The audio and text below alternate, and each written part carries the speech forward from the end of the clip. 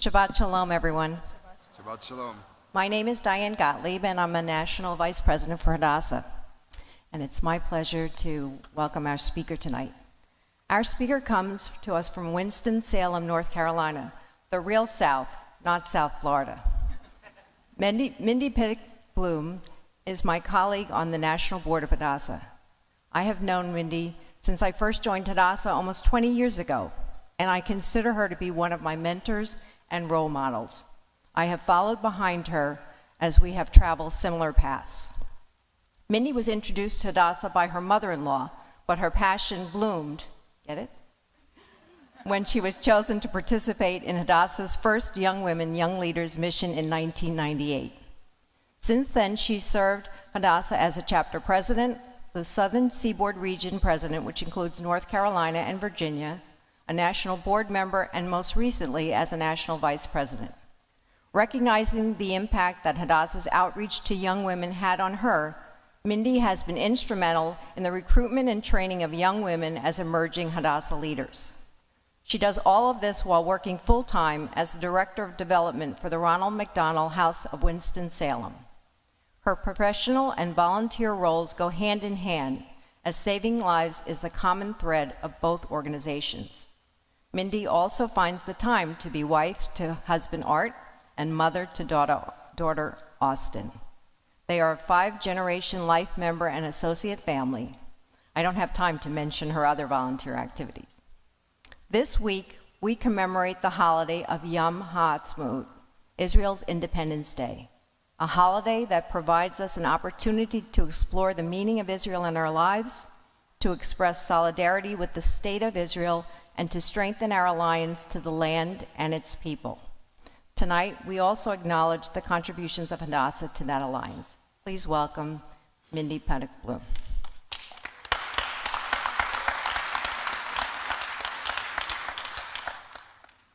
She said I'm from North Carolina, so Shabbat Shalom, y'all. All right, let's hear it, y'all. Y'all. Now, come on, you can do better than that. Y'all. Very good. I'll quiz you at the end. Thank you for inviting me here tonight. It is so exciting to be here, to be among old friends as well as new friends. This week, we have observed the Yoms, the week of Yoms, Yom HaShoah, Yom Ha'atzmaut, and Yom HaZikaron. The Yoms are a time when we celebrate freedom and remember those who brought us that freedom. It's a time we speak of miracles and look to the past and to the future. Make my eyes look to the future. That's what our founder, Henrietta Zold, said. And Hadassah has always looked to the future with respect to our past, dating back to 1912 when our inception was. I'm going to guess that tonight, now this is unscientific, that there are about 1,500 to 2,000 years of Hadassah experience in this room right now. And what I've done is I've calculated the years you've been in Hadassah as a member or as an associate. So I could be over, I could be under, but let's just go with it. Because 1,500 to 2,000 years is an awful lot of time, especially given the fact that our organization is only 104 years young. Belonging to an institution like Hadassah is likely a family tradition among many of you. As members, you are part of a rich past, and I'm certain that your stories throughout your years in Hadassah are as memorable as mine, and I sure hope we can hear some of them when we're in the Oneg following the service. As you know, Hadassah began as a women's study group in 1912. There were only about 7 women at the time. These women were determined to do more than just enrich their lives. They were convinced that they could make a difference. You know the story. The 2 nurses were sent to Palestine, and they provided much needed life-saving medical care. And well, the rest really is history. They did establish the healthcare standards and systems in Palestine that have shaped healthcare in Israel and across the world today. That was the moment when our medical mission began. That was the moment when our medical miracles began. And that was the moment that Hadassah and Israel became forever entwined.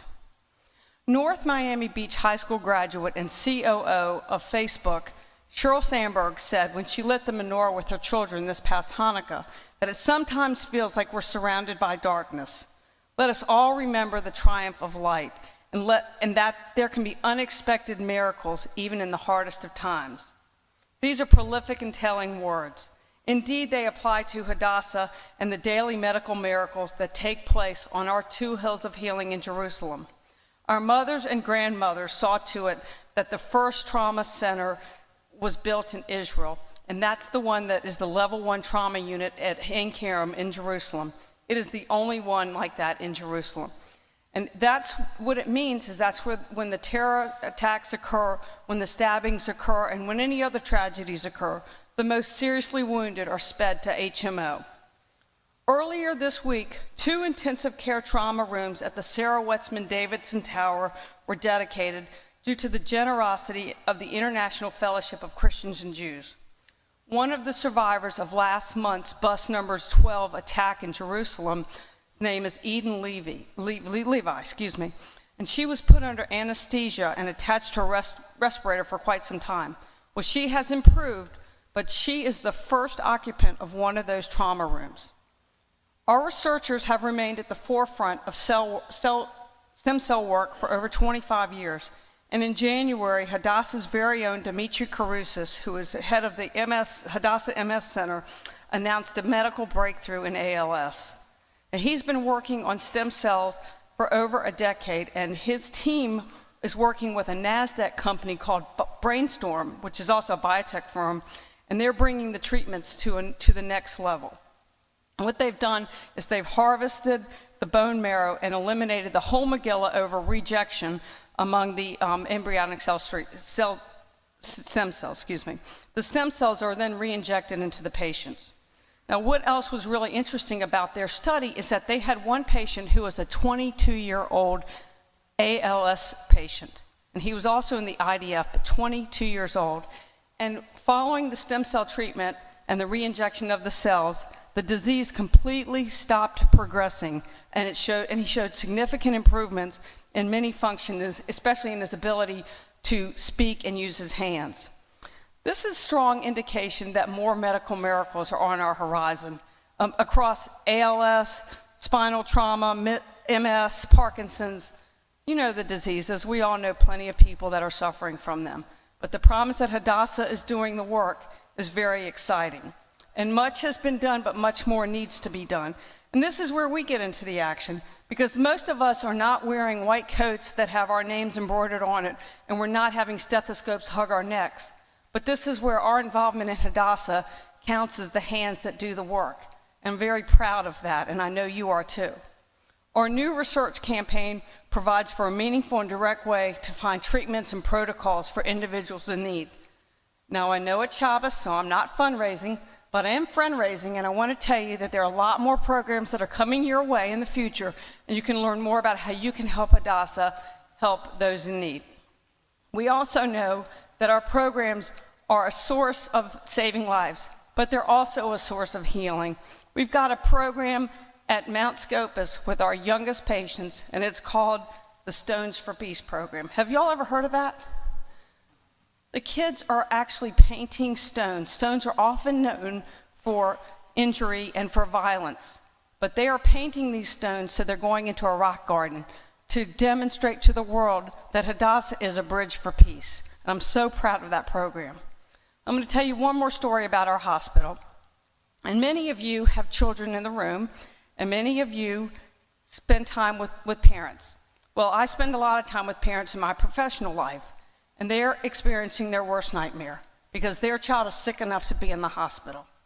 And I just described for you many people you may know, but I've also described for you Lemore and Near, expectant parents who learned at Lemore's 20-week ultrasound that their child had a malady that was going to make it difficult for him to breathe when he was born. We have a doctor, I should say a rock star doctor, at Hadassah Hospital named Dr. Yuval Galinsky. And he performed balloon surgery with a fetoscope on this unborn child, and she was able to carry him 10 more weeks. And baby Yosef was born, and he is doing well.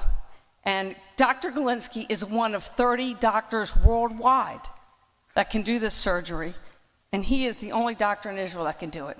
But he's our doctor. He's our Hadassah doctor. And I'm very excited about that. God forbid we ever need that in our lives, but it is great to know that he's there to do it. Just about every one of us is drawn to leaving a legacy, an idea that we will leave something to remain when we're gone.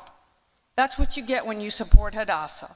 Magnificent, lasting, life-saving things that happen every day, and that's what Hadassah does. Our hospital is more than just a medical institution. It's our vehicle for demonstrating our practical Zionism in Israel, and it's our connection to the work we do in the States. We do a lot of advocating in the States. We've got gender equality in medical research that we advocate for, and this coincides with the establishment of the Coalition for Women's Health Equity, and we're also fighting for the 21 million victims of human trafficking across the globe. I started out by saying we're celebrating the Yoms this week. Every Yom, every day at Hadassah is an affirmation. It's a confirmation of our dreams. We are celebrating Hadassah Shabbat tonight and connecting with each other. We're like-minded, action-oriented Jews, and our diversity and strength are what really make Hadassah unique. We're also celebrating another Yom this week, actually on Sunday, the American version of Yom Ha'atzmaut, which is Mother's Day. So here's a piece of trivia in case you land on Jeopardy. Mother's Day is celebrated in Israel to coincide with Henrietta Zold's yahrzeit, because Henrietta Zold was the mother to millions when she helped to bring many of the children, the victims of the Nazis, to come over to Israel to live. I close by reminding you that you're a dynamic group of people with competing priorities and responsibilities. You're dedicated to our Hadassah ideals, and your involvement is an example to our children and to your children. We are the address that combines it all, a chance to come together as women to connect as Jews and as activists who want to change the world, just like the original members of the study group. We play a vital role, not just in this world because of Hadassah's far-reaching impact, but right in our homes where our families and children can see us doing the work we do. This is our legacy. Hadassah is the organization that offers you the chance to heal some of the world's ills and in the process, be a part of a community of women who make their own lives more meaningful. Whether we're together in Winston-Salem, North Carolina, which you're welcome to come to anytime, Miami, Florida, or Jerusalem, we help to create miracles around the world. This is today's Hadassah, and you are today's Hadassah. Keep up the good work and continue to bring light into the darkness. Shabbat Shalom.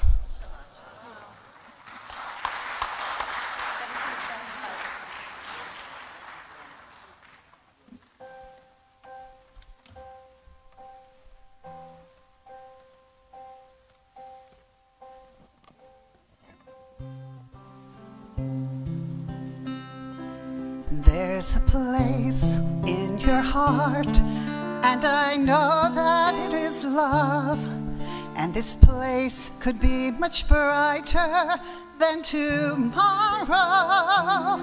And if you really try, you'll find there's no need to cry. In this place, you'll feel there's no hurt or sorrow. There are ways to get there if you care enough for the living. Make a little space, make a better place, heal the world, make it a better place for you and for me and the entire human race. There are people dying. If you care enough for the living, make a better place for you and for me. And the dream we were conceived in will reveal a joyful face, and the world we believe in does shine again in grace. Then why do we keep fighting peace, wound this world and hurt its soul? Though it's plain to see the world is heavenly, be God's glow.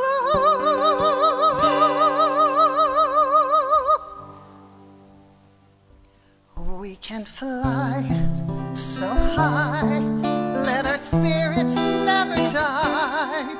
In my heart, I feel that you are